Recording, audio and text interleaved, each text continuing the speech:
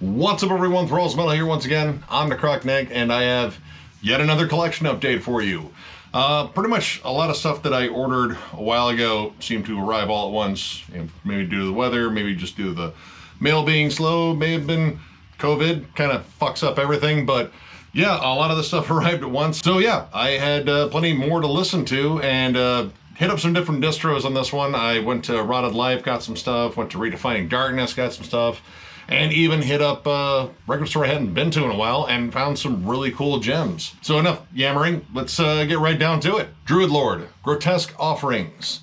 This is the second album from this Orlando-based Death Doom act. I just reviewed their new one. It fucking rules, so I wanted to go back and get some more, and this one is the one that came out in 2018, and I could have sworn I saw this in their like 10 for 50 bundle, but I didn't pounce on it. Probably should have, because this is really fucking good. Now, as I said, this band features former members of Acheron, Incubus, but not the, pardon me, Incubus, the one that became Opprobrium, and ex-live members of Massacre, which there's plenty of those around. And this is straight up just murky, swampy Death Doom. Again, I kind of like the fact that they don't go for like the most cavernous production on here. It's kind of just straightforward. Like, it's still murky, it's still heavier than hell, but again, not as cavernous as a lot of Death Doom that I listen to.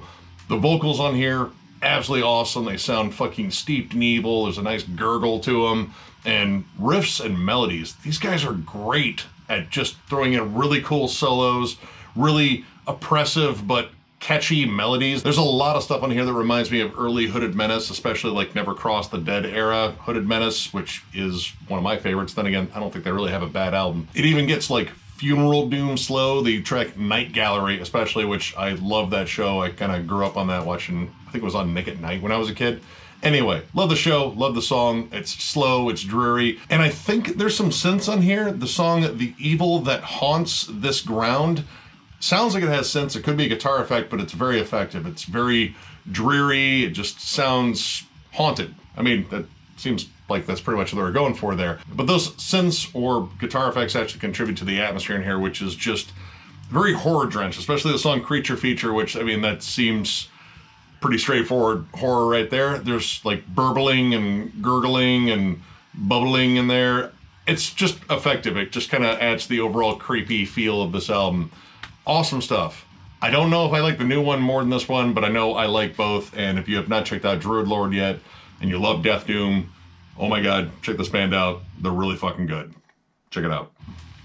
Rude, Outer Reaches EP. This is the first EP from this band. They have two other full lengths. I have them. They're both really good. This is a California-based death metal act, and I don't think they really were super sci-fi before. I think maybe the last one they did, Remnants, was a little bit more sci-fi oriented, but this one, they definitely embraced the sci-fi right from the opening track, Chaos Discarded. There is a cool fade in of like these sci-fi synths and like soundscapes, and behind it you hear the music fade in, and that was something I instantly loved. I thought that was a really cool way to open up this album. But these guys play straight up old school death metal, maybe a little bit more technical than a lot of like more meat and potatoes bands. Like, this is sci-fi meat that was genetically engineered by aliens or something like that, and a potato that's also sentient and rules over a planet of other potatoes, which that could be Earth. A lot of potatoes on this planet. But honestly, one of the things I really liked on this is the mix. I think this is one of the best mixes this band has had. Everything comes out really clear. The bass work on here is just kind of crazy. Like, there's weird dissonant accents. The bass kind of just comes forward in the mix and adds a lot to these weird angular riffs that are all over the place. You get ghastly dry vocals, very similar to Martin Van Drunen, who's pretty much the master of that. There's two instrumentals on here, and actually the title track is one of them, and holy shit, that song fucking rules. And again, with that production, the guitars just sound beefier. Like, you can make out every single riff. There's not as much mud, because the earlier albums, they definitely kind of muddied it up a little bit, but it was still kind of cool because it gave it that old school sound.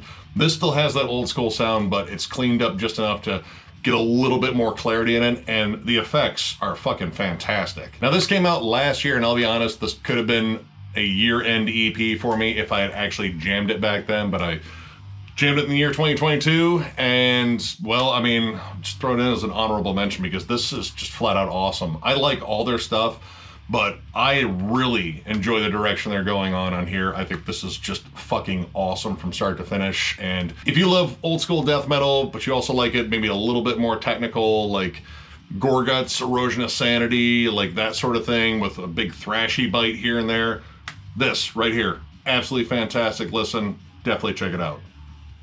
Demiser, Through the Gate Eternal. This is the debut album from the South Carolina-based black and thrash metal act. This was actually sent to me by a Facebook friend of mine and follower of the channel, Kevin Bean. I'm sorry if I'm fucking up your last name, but I got your first name right, even though Kevin's not that hard to pronounce. I'll still count that as a kind of win. Anyway, he was kind enough to actually purchase this on Bandcamp and send it my way, and holy shit, Kevin, this album fucking rules. This is high octane black and thrash. I'm a fucking sucker for that shit, and wow, like literally every song on here I absolutely love. I have to bring up the opening track, which is the title track. There's something in the intro, those noises, those weird growls. I think they may have sampled the Cyclops from Seventh Voyage to Sinbad, which I love, like pretty much all things Ray Harryhausen. I kind of just latched onto that and I thought that was really cool. But once the riffs start coming, dude, high octane, fast as hell, great vocals. Honestly, the vocals are probably the most black in part because this is all about riffs and hooks. The second track, Offering, on here is one of my favorites. It has some really cool crawling Slayer melodies, you know, those kind of like Rain and Blood-ish melodies you hear all over that fucking album. You can generally win me over with shit like that. A lot of this really reminds me of like Toxic Holocaust, except way more intricate. There's way more lead work on here, and it's much faster. Whereas like Toxic Holocaust lays on that D beat a lot, these guys are fucking flying at like Lombardo speed. And maybe R Noir too, which, I mean, if it sounds like R Noir, there's a good chance I love it. That's probably the first black and thrash band I ever got into. And I have to say, one of my favorite songs, just because of the title, Raw Fucking Vomit. I don't know why they even needed to throw raw on there, because most vomit's raw unless you threw up on a grill and cooked it, or like a griddle, or you threw up in a boiling pot of water. All of this is fucking gross. Don't do any of these things. And I'll say I can almost kind of smell that right now. Actually, that's more gross than raw vomit. But anyway, the song's fucking awesome, and the song Deathstrike almost sounds like black metal Megadeth. Now, apparently this band has just signed to Metal Blade Records, at least that's what I read on Metal Archives, and holy shit, I am already ready for another one.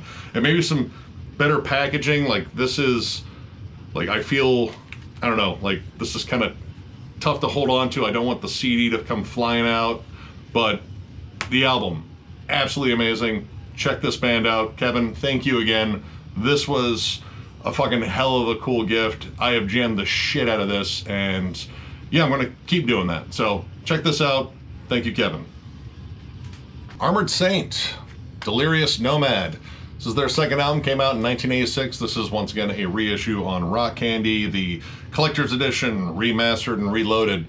They sound fucking great. This one's a little bit different than March the Same. This one, I feel as though they kind of pushed for a little bit more accessibility on this one, and not as though it really hurt their sound, because I think all the riffs are great on here. John Bush fucking kills. It's just, it's a little bit more mid-tempo. You don't hear a lot of those like Killers-esque D beats all the time. It's more just straightforward stomps, but the songwriting here is absolutely awesome once again. The main riff on Nervous Man has like a little bit darker tinge to it, and I kind of like that, but of course with John Bush's raw but sort of like powerful epic vocals, it just makes for a fucking great anthem. Like, that's kind of the feel on most of these songs, of just like really cool anthemic songs. I will say the back half I think is a little bit better than the front half. Like Long Before I Die I think is a good opener, but it does kind of set the pace at like a more of a mid-tempo feel. It picks up a little bit with Conqueror, but Aftermath and In the Hole, holy shit, those are probably two of the best songs on here. I love the whole Judas Priest vibe, which that's got to be a huge influence for these guys. And holy shit, Joey Vera's bass work is absolutely fucking amazing on this album. Solid follow-up. Would not call this a sophomore slump at all. I do like March of the Saint a little bit better just because, again, it has that more old school heavy metal feel, like kind of closer to Killers, which like that's kind of my jam. But this is still good. It's just a little bit different, a little bit more accessible, and well, just as fashionable. Look at that fucking hair. It's Majestic.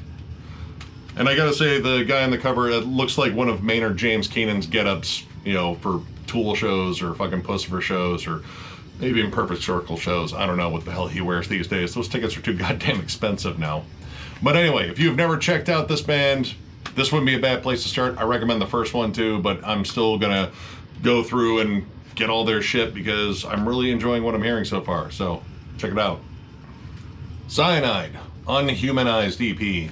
This came out in 2019. This is the latest EP from the Chicago-based Death Doom act, and holy shit, this is heavy. The guitar tone on here is absolutely ridiculously over the top, and I fucking love it. It's somehow fuzzy and crunchy and kind of sizzly at the same time. Like, it's just massive. Actually, the production in general is pretty fucking massive.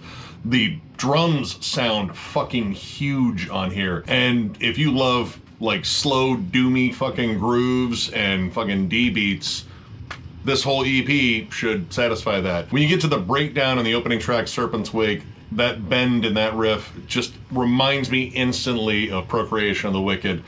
It has that sort of feel to it. It is ridiculously heavy, slow, grimy, evil sounding, and I would say punishing levels of fucking heavy. There's a great punk bite to the song Traitors, but I think they saved pretty much all the doom metal for the last track, Shadows of the Claw. Killer EP, not necessarily that short too. I mean, most of the songs were like longer, except for Traitors, which was a little bit shorter, but awesome stuff. Just Cyanide doing what Cyanide does well, which is beat you over the head with a hammer, slowly. Doom-illy, I don't know. Cyanide rules, that's what I'm getting at. If you haven't checked this out, this is a solid EP, strongly recommend it. Flotsam and Jetsam, Cuatro. This is their fourth album, came out in 1992, and this was a bit of a stylistic shift for the band.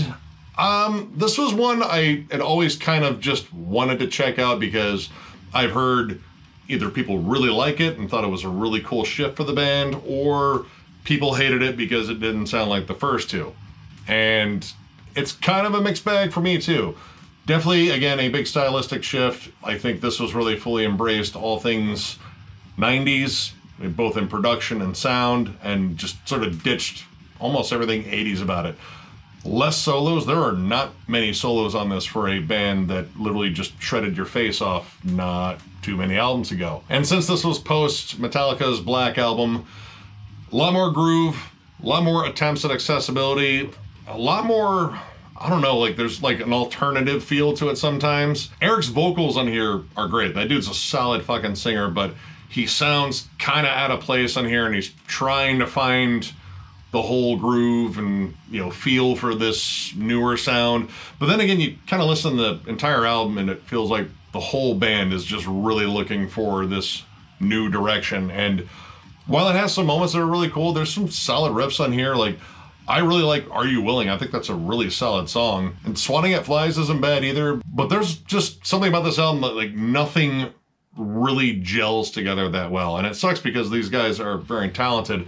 It's just, you know, they kind of got lost in the early 90s ether like a lot of thrash metal bands did around this time. They were trying to find something that would, you know, push units. You know, the old sound was dying out, and trying to get on the radio was the thing. This is definitely a victim of that. It's an interesting listen. Like, Wading Through Darkness actually kind of sounds almost Alice in Chainsy, and there's weird elements of like funk metal, like infectious grooves-ish material. I don't know. It's a really disjointed, odd, but interesting album. That's pretty much all I can really say about that without like really shitting on it, because it's kind of long and there's definitely a lot of stuff that did not work on here. But I still recommend checking it out if you have not heard it. It's interesting. Yeah, that's about all I got. Check it out. Lawnmower Deth, Return of the Fabulous Bozo Metal Clowns. So their second album came out in 1992, and I still can't believe that's actually a Seagrave cover. But anyway, so this is the second album from these crossover thrash metal goofballs. I just recently reviewed their newest album.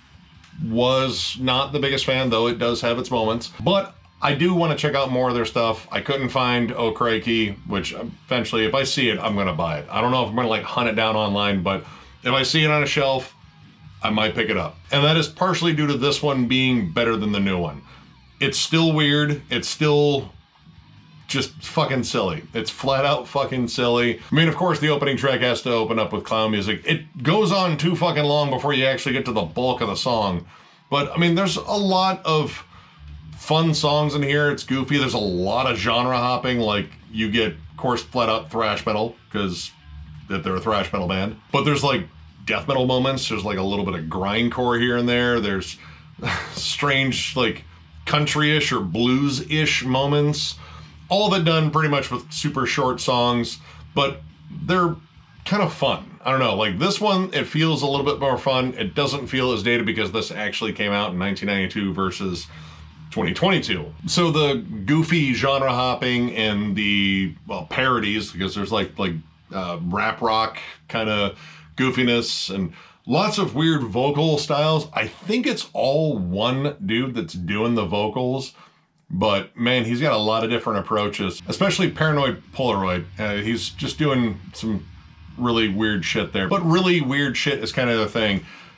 The entire time I was listening to this, all 22 tracks of this, I was thinking they had to be fucking drunk as hell doing this or writing this, or in their words, pissed, because they're English. But it kind of works sometimes, especially the last song, Fucking Move It. Absolutely hilarious, goofy song. I did laugh my ass off listening to that. So there is something fun and endearing about this band. It's just, I need them to dial it in musically because there's a lot of just short bullshit tracks that are also skits. But at the same time, like this one's a little bit more musically adventurous than the new one. But overall, it's fun. I did enjoy this one more than the new one. Again, I'll look for Oh Crikey if I can find it. Maybe I'll check out Billy. I don't know. But I did like this one for what it was. This is definitely still very much a novelty listen, but it's a fun novelty listen. So if you've never heard this, recommend checking it out. It's just goofy as fuck, but fun. Motorhead, March or Die. This is the 11th album from this legendary fucking band. Came out in 1992, 1 year after 1916. And honestly, this one's a lot different than 1916. This has very polished production for 1992. Lots of guests, including Ozzy and Slash on here. This is also the last one that I believe Phil Taylor had a song on. But for this album, they split time between Tommy Aldridge and Mickey D, which Mickey D would become the drummer of Motorhead eventually. And overall, I think this one's a good album. It's definitely full of solid rockers. I mean, it's just Motorhead. It kicks ass. It's fucking fun. But it definitely feels like more polished, more accessible. Like, it's maybe one of the cleanest albums I think I've heard in terms of Motorhead, at least in the 90s. But I have to say the main reason I got this was Hellraiser. That was such an awesome song when I heard it. And I do like Hellraiser, Hell on Earth. It's not as good as the first two, but it's still a fun movie. And actually Armored Saints in that, which is really cool that I actually have Armored Saints still in this pile too. But yeah, this is a good album. It's just, I don't know, it feels, again, maybe a little too clean, a little too polished.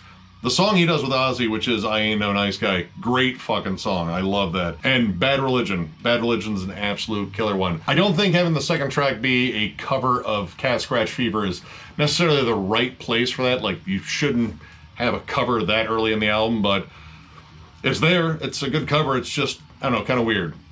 Good album, though. I really enjoyed this. It's a fun listen, much like, I think, almost all Motorhead. And again, still hunting down more of the Motorhead albums that I'm missing, which is still a fair amount. Pretty solid album. Little different overall from, you know, the last one, but still really good. And if you've never checked it out, I recommend you do so.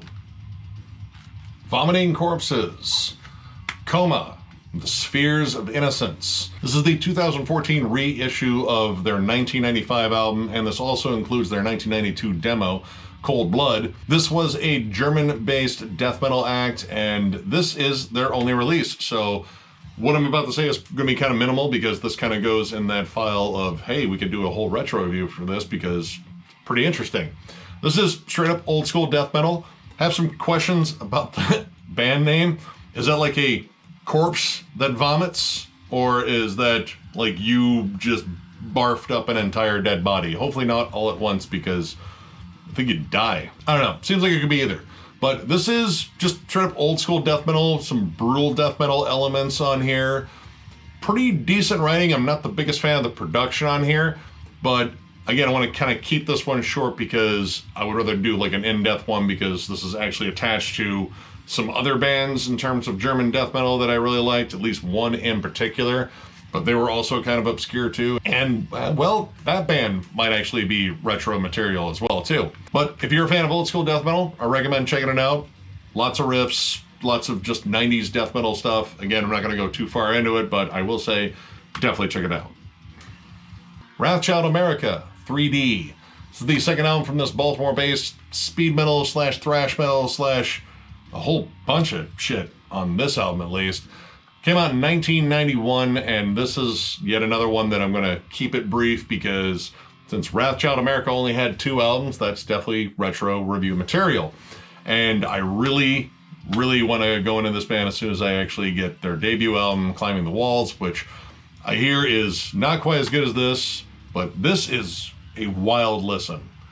Try not to go like too deep into it, but holy shit, there's so much going on, and it's really cleverly written. Lots of genre hopping, lots of wild songwriting. The riffs are kind of all over the place, and again, they kind of go through a lot of different shifts on here. It's a truly weird but really cool album, and I really want to go more in depth into this band when I get the other album, or at least when I con one of the other guys to do a retro review with me on them, because this definitely deserves talked about, because there's, again, so much going on here, and most of it is really cool. So yeah, I'm gonna leave it at that. I will definitely say check this out, and of course links to all the music down below. Jam this. This is a strange album if you're a thrash fan, you like it very technical and off the wall, or if you just like maybe oddly progressive music, kind of like voivodish at times. I don't know. There's a lot going on in here. I want to talk about it more in depthly, but I'm just gonna say check it out because you definitely should, because this was really cool. Combat Kid, Heavy Steps. It's the 7th album from this Canadian hardcore act. I've been a fan of these guys pretty much since Wake the Dead, and that's like back in, God, it was like 2009? I don't know. It was a while ago. Pretty much for the most part, straight up old school hardcore. There's definitely lots of nods like Sick of It All and stuff like that on here. These guys definitely like melody maybe a little bit more than a lot of hardcore acts. There's definitely more sing-songy choruses on here. That's kind of always been a thing with these guys. Like, it's very melodic, but there's tons of super fucking heavy moments in here. And honestly, the production here and the overall sound, like, there's definitely a step towards metal. Like, there's flat out metal moments in here. Dead on the Fence has like a flat out metal groove to it, and the breakdown at the end of that is fucking heavier than hell. Hell, they even got Joe Duplantier to do backup vocals on the song Crossed, which, holy shit, that song fucking whoops ass too. But again, there's a lot of songs that have those big sing-songy choruses that I don't necessarily get into, and you gotta be honest, some of the vocals, it sounds a little too high pitch most of the time. Like, it sounds like if he just dropped it down a little bit and got like sort of a mid-range scream, it would sound a lot better. But honestly, I can't make too many complaints because it's all about the overall energy. Like, this is pissed off fucking teenager music. Well, at least it was for me, but you know, I'm just a pissed off fucking 40-year-old now. It's a different kind of pissed off, but I still kind of get it. And this band still sounds very youthful after 7 albums. I mean, they're probably younger than me. Again, I'm old. But the overall sound of the vocals, the gang vocals in the background actually sound like shouting pissed off fucking teens and fucking dudes in their 20s. These guys are not in their 20s, at least as far as I know. Well, at least the main guys in this band I don't think are in their 20s. But yeah, this is a solid album. I thought about doing a review for this, but there's a lot of other stuff I wanted to cover. But yeah, this is an album full of rallying cries to disenchanted fucking pissed off teenagers, and it does a damn good job. So yeah, if you like fucking hardcore with hooks, definitely check this out. Conjureth, Majestic Dissolve. This is the debut full-length from this San Diego-based death metal act. Came out in 2021 on Memento Mori Records, and this features ex-members of Golgotha, Void Ceremony, and Father Befouled. So those are all like pretty damn cool bands, so I was really interested when I actually heard that.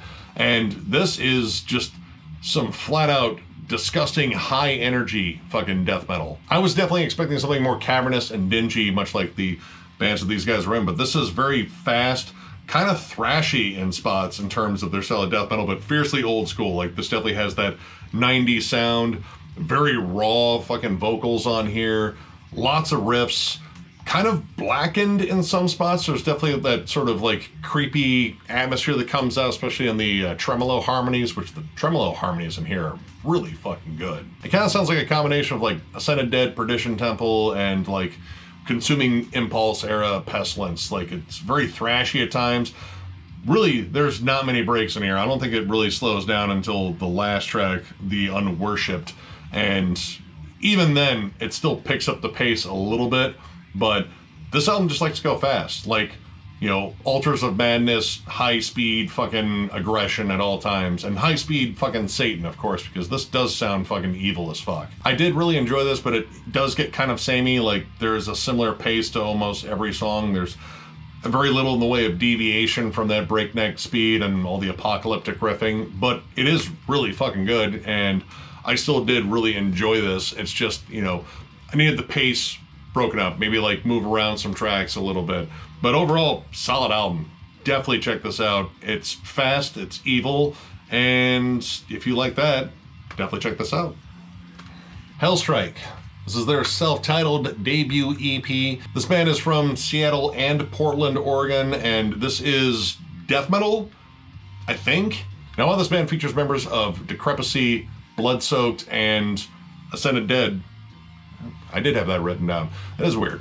Anyway, this is, I don't know, maybe blackened death metal, maybe flat out black metal in spots. It said death metal in Metal Archives. I listened to it, and there's definitely some death metal on here, but I think most of this has a real black metal feel. Like, the tremolos feel more cold. The vocals are definitely more in the black metal spectrum, like that, or like more atmospheric death metal, like Obliteration. There's lots of reverb, they're very throaty, they're not very low, and they kind of just sound cavernous and evil. And again, the riffs, there's like, again, that sort of coldness to them. This doesn't really get flat out brutal on a lot of spots.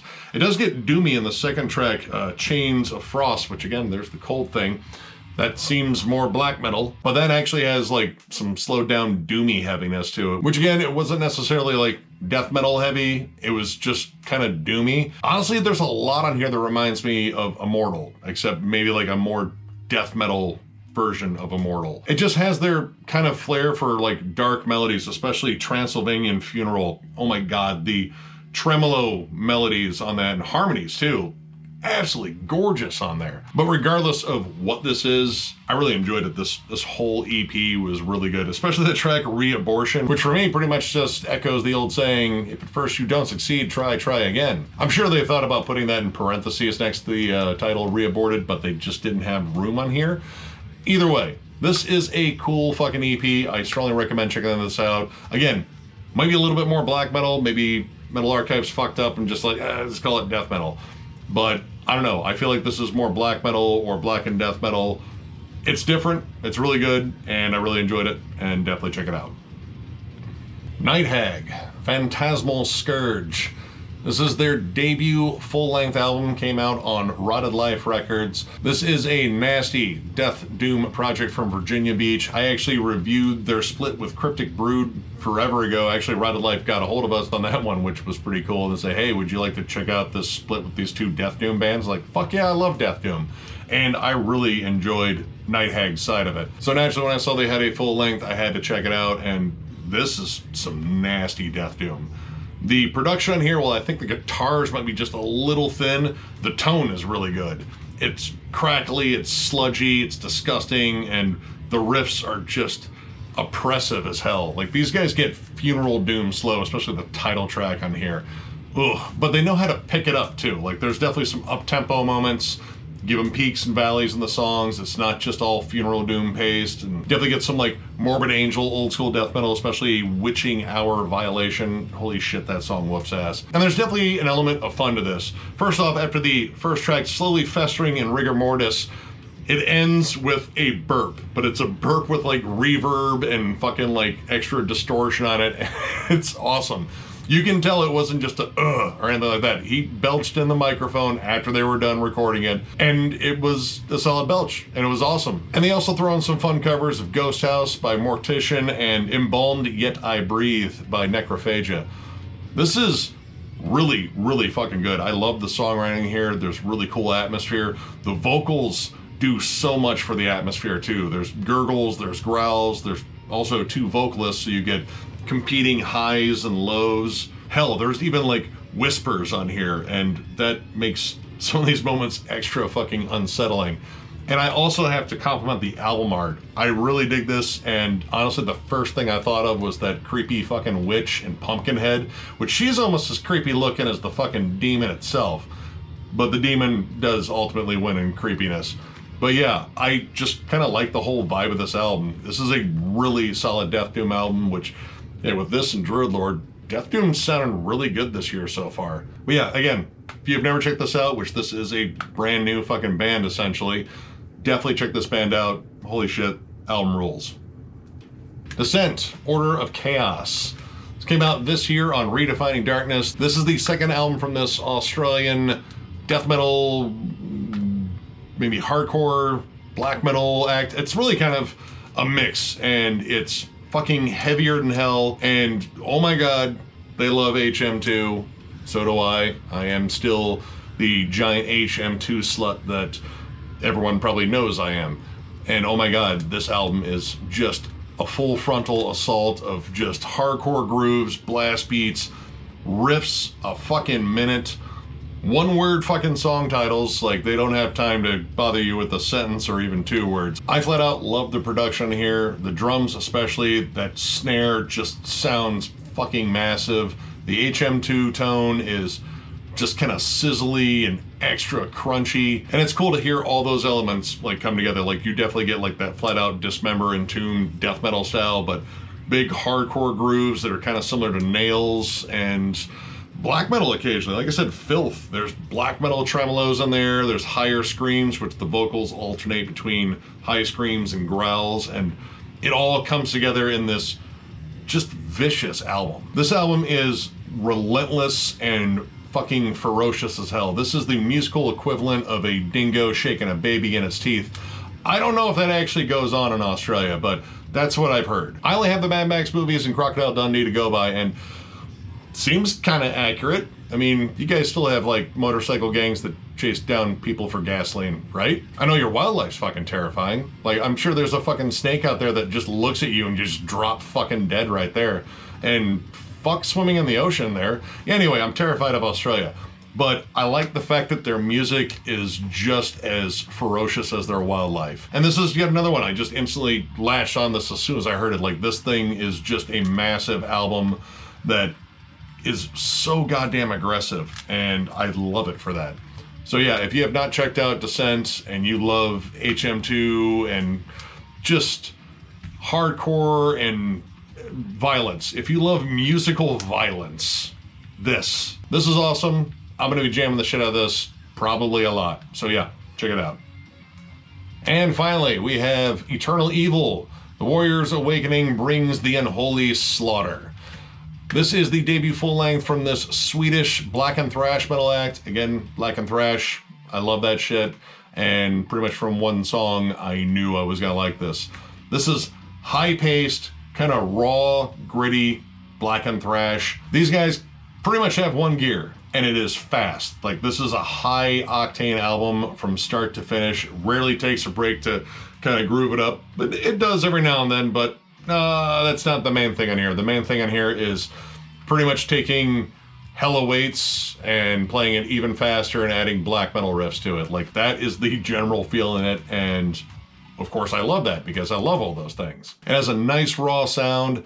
There's melody on it, but I think melody is secondary to intensity because, again, this is just like getting the blood boiling. Like, it makes you want to bang your head and fucking mosh around and shit. For Satan, of course, because it's still blackened. Now, this also came out on Redefining Darkness, which there's a lot of stuff coming out on Redefining Darkness that I want to get.